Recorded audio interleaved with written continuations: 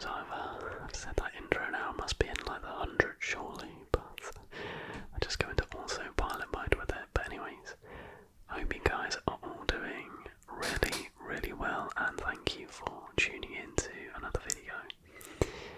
In tonight's video, we're going to be doing a part 2, a follow-up video to the abandoned places video that I've done. I've done a few like location-based ones, but I have to say, like, editing-wise and in terms of me finding them the most interesting, I feel like the abandoned places one was probably my favourite.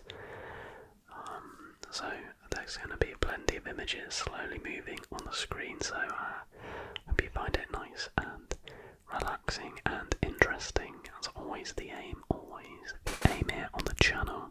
I can't wait to get a new chair. I've got it downstairs, I just need to build it, and I'm going to be doing that tomorrow because this filming session, my chair has literally driven me just insane. But anyways, that doesn't matter. Let's get into exploring some abandoned places. So we begin in City Hall Subway in New York City. It might seem impossible to find vaulted ceilings and chandeliers in an NYC subway stop, but that wasn't the case in 1904, when this Rafael Guastavino designed station opened directly below City Hall. Unfortunately, commuters chose speed over style, so the stop closed in 1940 as the Brooklyn Bridge station grew. Today, Transit Museum members can tour the station, and some passengers might get a lucky viewing. Take the downtown 6 at Brooklyn Bridge and try to catch a glimpse as the train moves past the underground gem before switching uptown. We move now to Kayakoy in Turkey. Located in southwest Turkey, the abandoned village of Kayakoy was once a thriving community of about 10,000 residents living in religious harmony. Both Greek Orthodox Christians and Muslims built homes here in the 14th century, and the two groups lived peacefully side by side until most of the population was exiled following the Greco-Turkish War in the 1920s. This forced exodus, not to mention a damaging earthquake in 1957, turned Kayakoy into the ghost town you see today. The hillside town is still quite beautiful, with several hundred homes and a few churches standing in quiet defiance and remembrance of a once peaceful society. We move across to Berlin now, to Teufelsberg. Adjacent to bustling Berlin lies Teufelsberg, a now abandoned Cold War listening station. The station sits on top of a 262-foot artificial hill called Devil's Mountain, basically a pile of World War II rubble covering up a Nazi military college. NSA built this station on the mountain so they could eavesdrop on East Berlin. It was abandoned after the fall of the Berlin Wall in 1989. Today it is a graffiti-covered ruin overlooking the city. Historical tours are offered almost every day, providing visitors with views of both the radar domes and the city below. Anping Treehouse in Taiwan. Originally a British-owned merchant warehouse, this crumbling complex in Tainan City has been overtaken by nature, much to our visual delight. After the warehouse was vacated sometime in the 19th century, a nearby banyan tree forced its way through the building's brick walls and concrete floors, creating a tree house that looks like one of Angkor Wat's baby cousins. visitors can explore the whimsical site for a few dollars. There's even an elevated walkway to help you navigate. Back to the USA now. New York State Pavilion in Queens. Flushing Meadows, Corona Park in Queens has hosted two World Fairs, one in 1939 and one in 1964. After the second fair closed, many of the buildings and pavilions were knocked down. A few still remain, however, which you might unknowingly seen from your plane window if you've ever landed at LaGuardia. Aside from the 12-story Unisphere, the most famous standing landmark is the New York State Pavilion, a UFO-shaped structure with an accompanying trio of observation towers. The pavilion may not be used anymore, but it proudly serves as a reminder of the futuristic themes of bygone world's fairs. Now this next one coming up, it's probably not the most visually relaxing. If anything, it's actually quite haunting, but it's very interesting anyway. So, you've been warned. So we move to Mexico now for the Island of the Dolls. So despite its status as a World Heritage Site, Xochimilco, I've probably butchered that, sorry, has reached a certain amount of internet fame for its Isla de las Muñecas, or the Island of the Dolls. Hidden among the area's many canals, the site is famous for the hundreds of dolls and doll parts hanging from trees and scattered among the grass. Although it looks more like a horror movie set than anything else, the Chinampa used to be the actual residence of a now deceased man named Julian Santa Barrera. After finding a dead girl's body in a nearby canal, Barrera collected and displayed the toys in the hopes of warding off evil spirits. Daring souls can hire their own boat, try to convince the driver to pay the island a visit and view it, along with the decaying house and dangling dolls, safely from the water. The Buzludzha Monument in Bulgaria. The Buzludzha Monument was built towards the end of the Cold War by the Bulgarian communist regime, who hoped it would serve as a prominent and official headquarters for the Bulgarian Communist Party. The UFO-esque building was the site of many state functions, with Lenin and Marx posters and a Red Star ceiling setting the ambience. The monument was abandoned and closed to the public in 1989, sadly preventing sneaky explorers from venturing in to gaze at the otherworldly dome. Yeah, that looks so cool. Varosha Beach Resort in Cyprus. Once a popular beach destination for stars like Brigitte Bardot, the resort town of Varosha was abandoned during the Turkish invasion of Cyprus in 1974. Inhabitants never returned to the beachside resort, which stands just 2 miles away from the United Nations buffer zone, separating Greece and Turkey's administrative areas. The city of Famagusta is currently experiencing a meteoric rise in tourism, but Varosha has remained abandoned since it was hastily evacuated back in the 70s, with model cars still sitting in garages and clothing still hanging in shops. The only visitors today are members of the Turkish military, journalists, scientists, and the occasional UN official. Griffith Park Zoo in California. When it opened in 1912, the Griffith Park Zoo had a collection of 15 total animals and big plans to become a premier destination in Los Angeles. Despite several expansions and a consistent stream of tourist numbers, the site closed in 1966 and the animals were transferred over As a result, Griffith Park Zoo transformed into an abandoned network of secret stairways, empty cages, and ruinous bear grottos that now have picnic tables set up so visitors can chow down like a grizzly.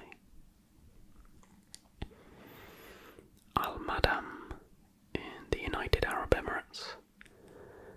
Closely resembling Namibia's Kommanskop, Al Madam is yet another sand-buried village, this one located in a desert about 40 miles southeast of Dubai.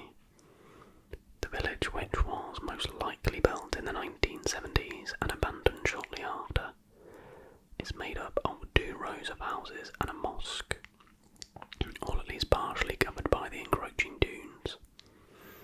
As with all ghost towns, Al Madam has a sort of haunted quality to it, made even spookier by the surrounding seemingly endless sea of sand. Villa Epecuen in Argentina.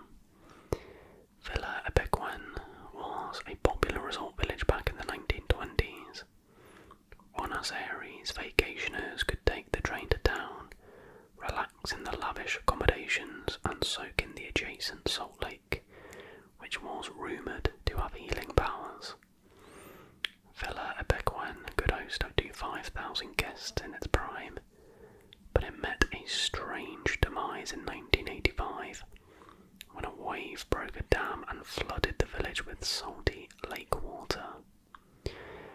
The dam was eventually covered by over 30 feet of water that only receded in 2009, revealing an eerie bleached landscape of bare trees and ruinous buildings covered in a layer of white salt. Deception Island, Antarctica. Deception Island is a tourist destination in Antarctica's freezing South Shetland Islands, famous for its deserted whaling and research station. The whaling station was abandoned many times between 1931 and 1969 due to volcanic eruptions, leaving behind the beached boats and rusting boilers you see today. Book a cruise with Lindblad Expeditions to explore the deserted site for yourself. If you're lucky, you might even spot some chinstrap penguins and get to soak in a natural hot tub. Yes, seriously. Eastern State Penitentiary in Philadelphia. The castle-like Eastern State Penitentiary was built in 1829 and immediately took solitary confinement to new levels. Prisoners lived alone, exercised alone, and ate alone. When an inmate left his cell, a guard would cover their head with a hood so he couldn't be seen or see. The prison had to abandon its solitary system due to overcrowding from 1913 until it closed in 1971, although the forms of punishment did not get any less severe. The site remained empty until it opened its doors to curious visitors in 1994, and now welcomes thousands of visitors every year, both for its museum and ghost tours. Craco in Italy. Founded in the 8th century, the hilltop town of Craco had a rough go of things for several centuries, falling victim to earthquakes, wars, and the Black Plague. The final straw was a 1963 landslide which forced all remaining residents to evacuate the city. The original city sits in a state of slow decay, although it's still a popular site for visitors. There are even a few annual religious festivals held in Craco from May to October, while off-season tourists can enjoy the city ruins and cliffside views. Crystal Palace subway in London. Hidden under a 4-lane road in South London, this subway station was originally built to connect the Crystal Palace high-level station with the famous Crystal Palace, which was built for the World Fair in Hyde Park in 1851. was sadly destroyed by a fire in 1936, rendering the subway station completely useless, but not destroyed.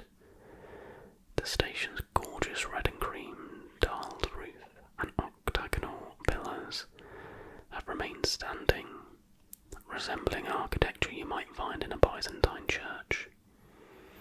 The Friends of Crystal Palace subway organisation arranged tours of the station just a few times a year. Other than that, this remains one of London's most beautiful hidden gems. Balaclava, or is that right? Balaclava, yeah, submarine base in Crimea.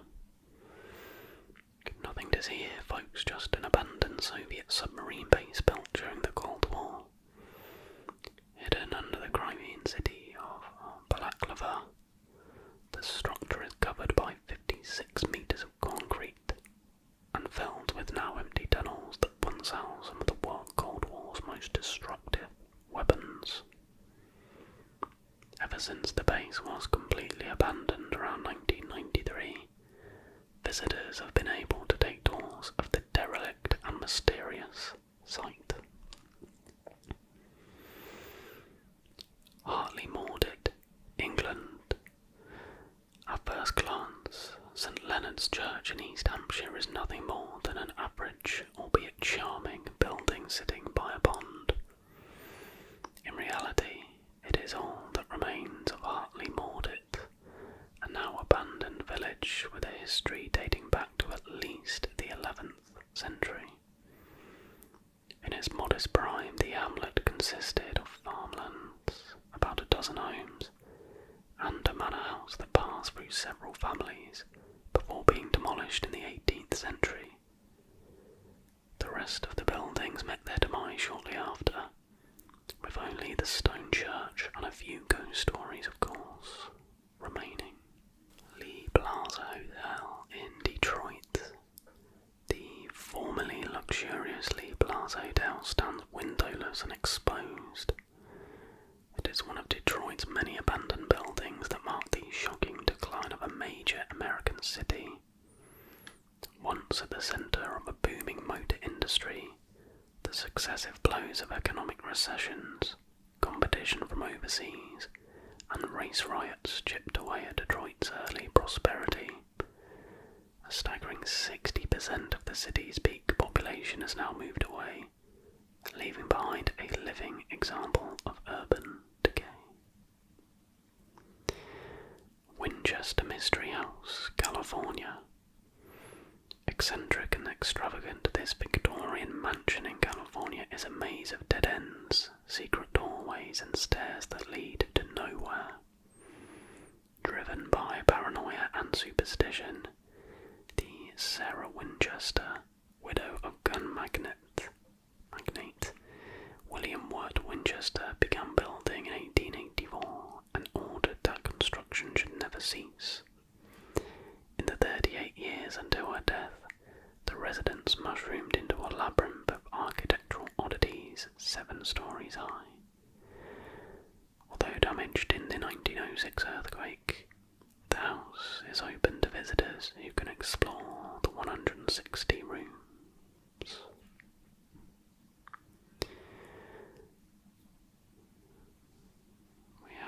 We're going to finish this video with San Juan Parangaricutiro in Mexico, in Michoacan. I apologise to my Mexican viewers, I know there's a few of you. Defiantly protruding from a desolate landscape of ash and lava, this church tower is all that remains of the devastated village of San Juan Parangaricutiro in Mexico. Beginning in 1943, successive eruptions of the Paracutine volcano slowly engulfed houses, streets and livelihoods, masking all signs of life under a black cloak of molten rock and ash. Today, tourists drawn to this isolated ruin can marvel at the still intact, though vacant altar inside. And that